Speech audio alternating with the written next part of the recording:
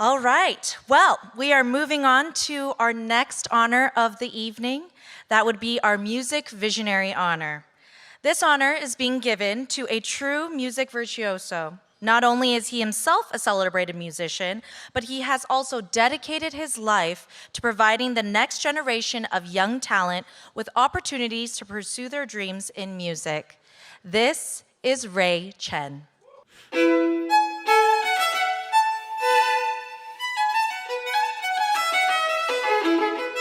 Wow, so we have to rewind to where it all began. This was 2009. I had just won the Queen Elizabeth competition. I was 20 years old.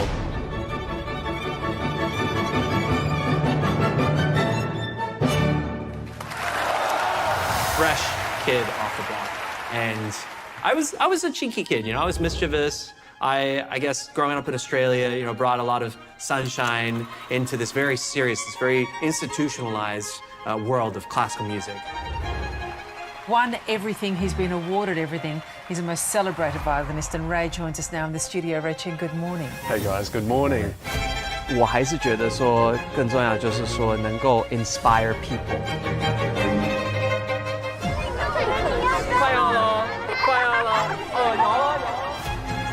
Well, fashion, absolutely. You look great. Thanks, so do you. What does that mean, being the best artist? It means creating as much positive impact as I can.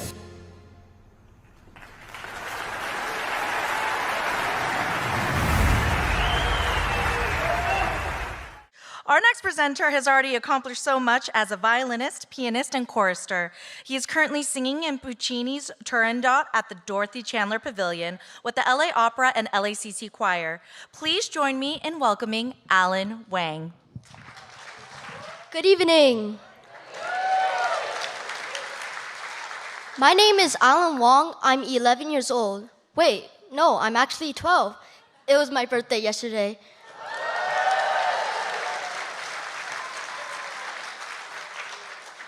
Anyways, I am so thrilled to introduce my violin idol and friend, Ray Chen. Everyone knows about Ray Chen's incredible playing and huge career. But just in case you're one of the few people who don't have access to the internet, I'll be happy to fill you in on why he's a musical hero to so many people. He has won global violin competitions like the Queen Elizabeth and Yehudi Menuhin violin competitions. He tours all around the world and has released several award-winning albums. But those things aside, I just think he's a really cool guy. The first time I heard of Ray Chen was when I was 6 years old. From one of his YouTube videos, I was so amazed and inspired. I even tried to learn some of the pieces by ear, even though they were too difficult for me at the time. But to me, Ray Chen has become even more than a musical inspiration. He has become a mentor and role model, and I strive to follow in his footsteps. The first time I got to meet Ray was when I was 7 years old. He was coming to Disney Hall, and I knew that I had to go to the concert to listen to him live, and maybe even meet him. But I was only 7 years old, so I didn't have any money. So I took my violin outside and bussed at the Huntington Beach Pier. It was a little scary at first, but I quickly started to enjoy it. A lot of people gave me money, and soon I had enough to buy only one ticket.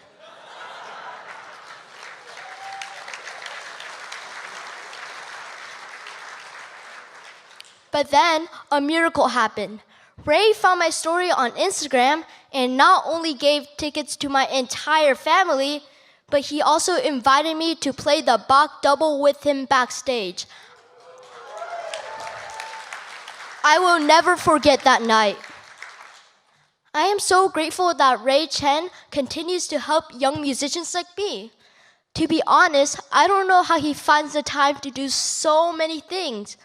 I even found out that the music practice app I use, which is called Tonic, was founded and launched by him. It makes practicing a lot more fun, and I'm thankful for the supportive feedback I received while using Tonic. So thank you, Ray Chen, for helping me believe in my dreams of becoming a great violinist. And congratulations on receiving the Music Visionary Award from the Asia Society. But you know what will make you an even bigger hero? Is if you would come up on stage and join me for a performance of Spring from the Four Seasons. Would you do that for me? Who wants to hear Ray Chen play?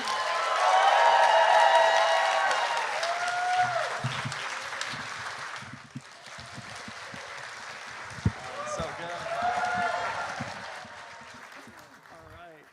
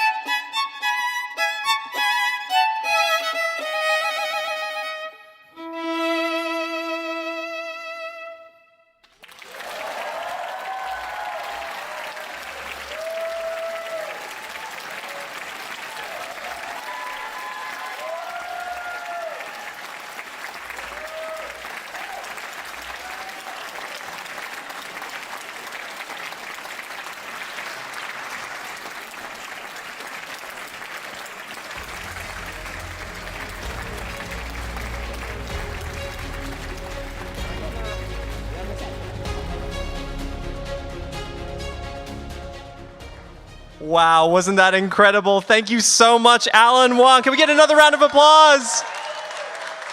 You're incredible, Allen. Oh my gosh, and thank you to the Asia Society for this award and this recognition, and also to you all for your participation in our music performance. You know, growing up being a musician, maybe I'm biased, but I've always found that music is the best way to connect with people And it's also, honestly, a great icebreaker. I mean, nothing beats just whipping up your violin and playing some Vivaldi Four Seasons to get to know people, right? All right, so, and I have my parents to thank for that. So thank you, Mom and Dad, for making me practice. So my family moved to Australia from Taiwan when I was only a few months old. So I used to sound like this. So, g'day, mate. Yeah, this is how I actually used to sound like. Yeah, we got some Aussies over here. Yeah, that's right. So, you know, as you can tell, this was something that made me question a lot about my identity, a lot about who I was. You know, Dr. Lee mentioned this earlier, and this is something that was often on my mind, identity and where, if I belong. So, and I think this is something that a lot of Asian immigrant families can relate to. It's a story that ties us together, right? It's a story that, you know, forces us to overachieve and to reach our full potential, right? And it's fueled by our parents' intense, crazy love to give us a life that's better than the one that they grew up with. Now, I'm here now because of them. And was it tough? Yeah. Hell yeah, it was. I mean, the amount of times I remember crying because I was getting bullied at school, but only to not want to tell my parents because, I mean, I don't want to hurt them. And also at the same time, like, what could they have done? I mean, what's like threatened to sue the school? That's not a very Asian parent thing to do. I mean, so I'd come home, my mom would be like, how was school? I'd be like, oh, hi, Hala. Yeah, it was okay. She'd be like, oh, what does that mean? Hi, Hal. Show me your report card. That's the day, right? Today's the day. And I'll be like, oh, you know, so, I mean, I even remember thinking like, gosh, why can't my parents be more like my white friends' parents? Hey? And then being like, that was like a blasphemous thought that I had. But then, you know what? Turns out that experiences like these, the ones that my parents gave me and the ones that I had, gave me a head start on building grit, on defining who I am, and also my purpose. Because, you know, now looking back, I've realized that questioning one's identity is a path to discovering one's true mission, right? And it turns out that this grand quest isn't even an Asian thing. It's a human thing, right? And thanks to them, my parents, I'm ahead. And so I dedicate this award to Mom and Dad, to my parents for giving me an incredible environment that I grew up with, that forged me into who I am today. By the way, just a trivia, my Chinese name is Chen Ray. Chen is the family name. Ray is a very special meaning. Ray means Ray Li, like sharp, like a blade. So thank you to my mom, who was my forge, my dad, who's my whetstone. You know, I might have thought about who I was and where if I belonged, but I realized that you guys have always been there to remind me that I'm your son. And I'm starting to realize that that was always enough for you and that I have always belonged. And so thank you to the Asia Society for this incredible award and for being recognized up here, not only for my recognizing my achievements, but recognizing my parents and what they've done. This will give my mum some serious street cred with the aunties out there. So cheers, everyone. Thank you.